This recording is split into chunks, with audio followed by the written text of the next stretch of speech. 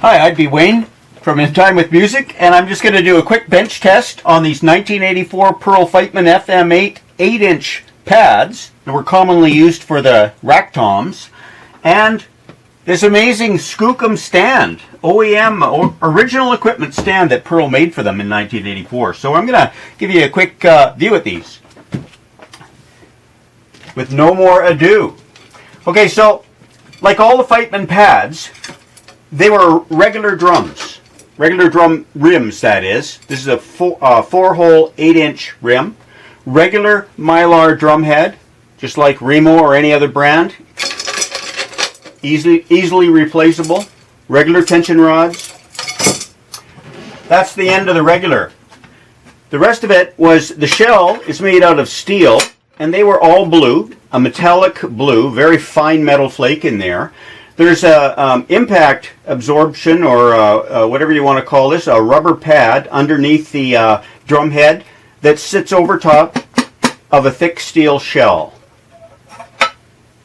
And the bass has felts in it that absorb a little bit of the vibration to keep the wires from breaking off the RCA plugs. And the base of the shell is almost an inch thick. Extremely well-made threads and shell. Now these were from a rental unit back in the 90s from a music store. So there are some engravings on it. For security, the store engraved their name in a few places. Basically, it's on the base of the shell, and it's on the rim, which I'll get to. There's some wear. There's some scratches on it. They haven't been painted. These are all original, and really they're in excellent condition. Now, as far as the sensor goes that Pearl used, remember this was 1984. This was before analog or digital. This is 11 years before Windows 95 actually came out. Roland was amazing, or Pearl was amazing in the invention of these. This was really the first drum set that had cymbals. And Roland hadn't even got there yet. Now in the 90s, later on, Roland came out with their electronics, and this is a Roland sensor, a replacement sensor from the 1990s. And you can see, if you can see that in the light there, I'll try to change it a little bit in case that you've got shadows. But the sensor is exactly the same. Roland used a double-sided sticky adhesive to attach, and Pearl glued their sensor on. Now another thing that you'll see on some of these pads, from the rental departments especially, or from smart drummers, was these would get siliconed. This is just an ordinary RCA jack, phono jack often called, and these wires can vibrate off. Drummers tend to break things.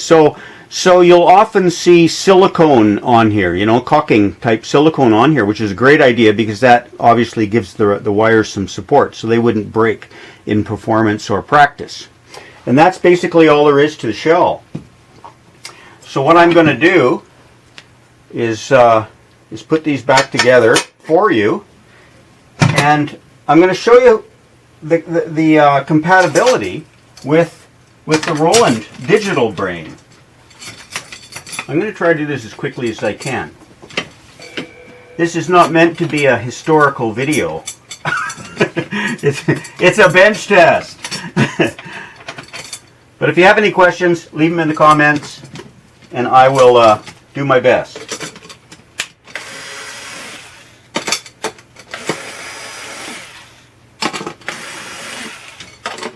These are the original drum heads. And to make them last, you want to tune them up, just like you would a regular drum head, so that you get an accurate stick rebound. And it also, of course, prevents the Mylar from becoming pitted.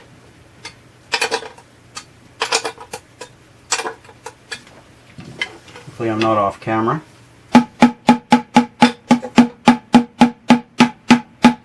So you can adjust these for your own personal playing style.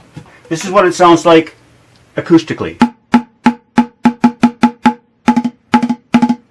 Nice feel. way better than the old 70s Remo practice pads.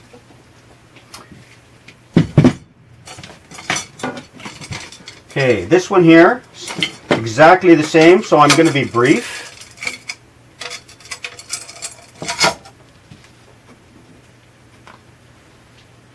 Give you a quick view. How easy these things come apart and how well they're made. Hopefully everybody sees that. Again, engraving of music store's name on there.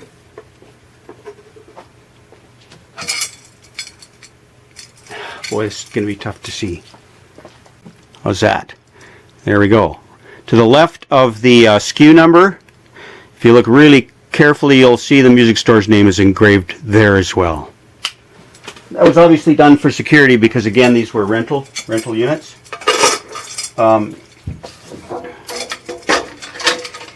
Right. Pop, pop, pop. Put it on there. So the other thing that's really nice about these, there's no plastic.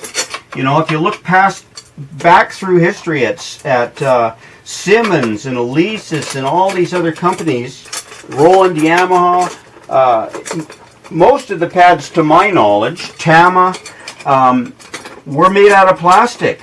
You know, the majority of the material used in the drum shell was plastic.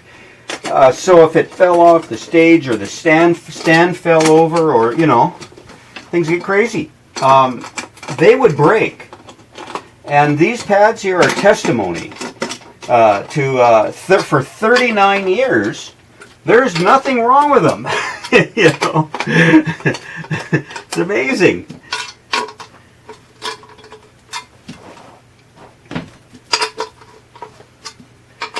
We have videos of the history of the Fightman drum set. We have part 1 is already up. Part 2 will be out shortly, and that's fairly intensive. And there will also be a part 3.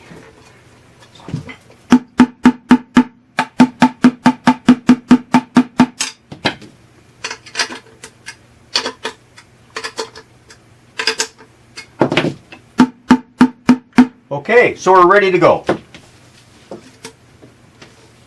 Now, first up is the Fightman FM8 1984 Analog brain. These brains are famous for being tapped into and their sounds being used in modern day music. But once again, these are analog, 1984, one of the first drum brains ever developed. It was actually originally developed for a practice drum set. But the other companies had a hard time creating a good tom sound, and these are famous for that. So what I'm going to do is I'm going to hook up the snare drum to the one closest to me, and I'm going to hook up, let's see here, the low tom to the other one.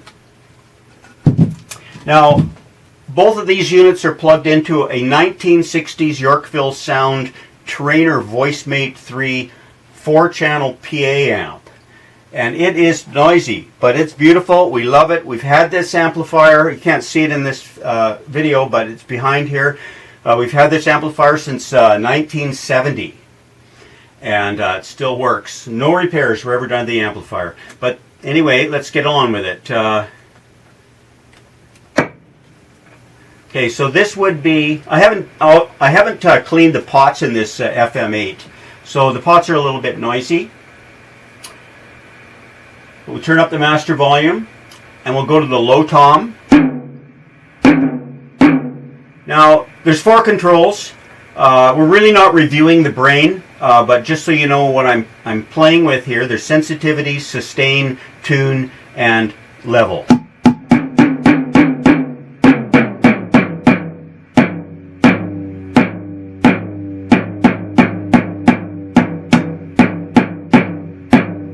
Okay, so generally I'm going to put these at about all at the 1 o'clock position for testing purposes.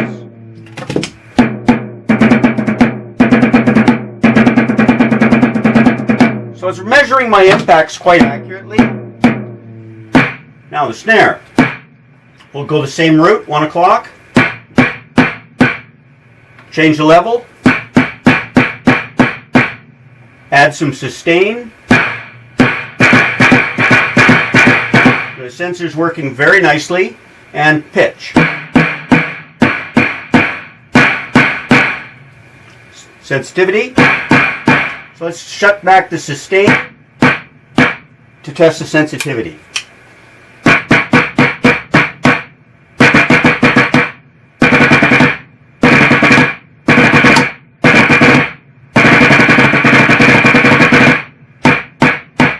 So there you have it. Not bad for a 39-year-old trigger pad.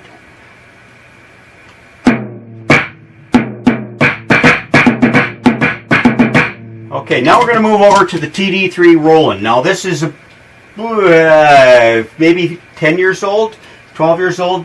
I'm not quite sure on that one. Okay, so scrap that. Scrap that. So you can see these two cables. V-drum. Okay, so the sensitivity on this pad is adjustable.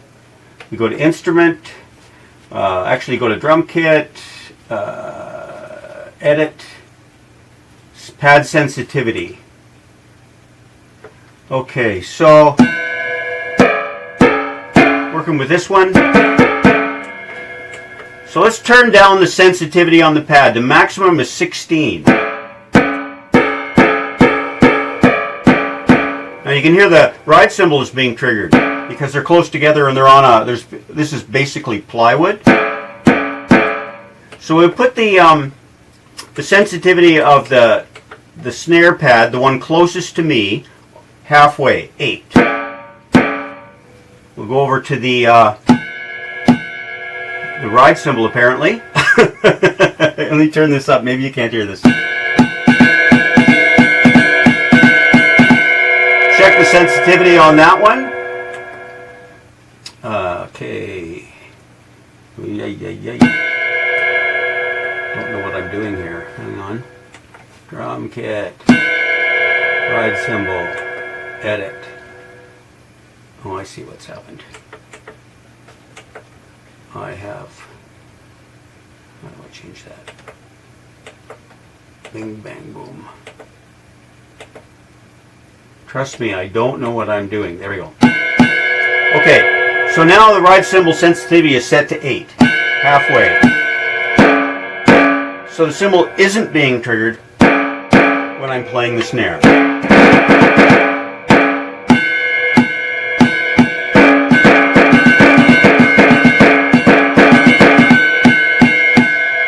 What about the other sounds?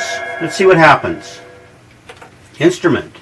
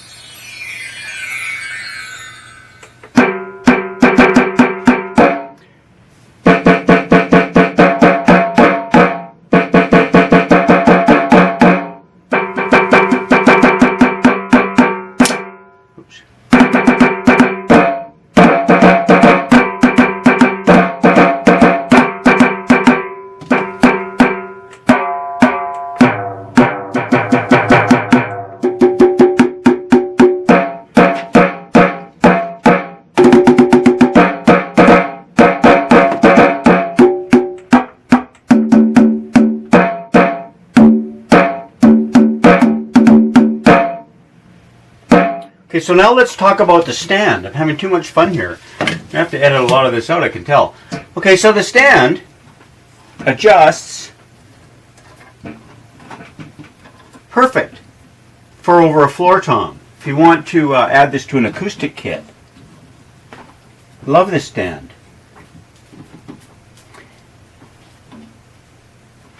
In In the early 80s, the Pearl C700 series was their line of stands that was sort of the more economy line, but it was still made in Japan and made out of really good quality materials.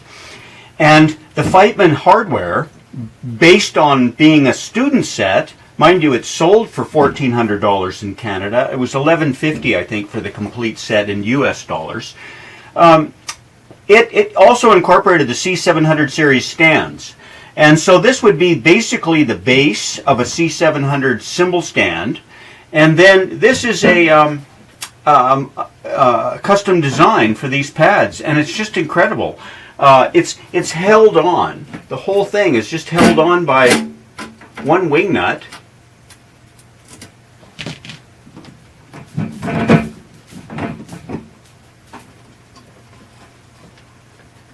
And two 8mm, whoops, sorry, I'm off camera, two 8mm wing bolts.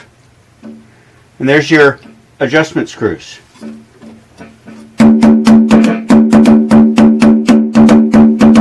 You could literally sit in a chair and put this on your lap and play congas. Totally ingenious. Now I know that these are a bit off camera, and I'll fix that in a second by doing this. Get my elbow out of your way.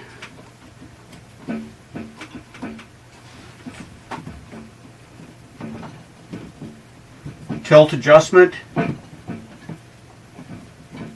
Still holding up very well after 39 years.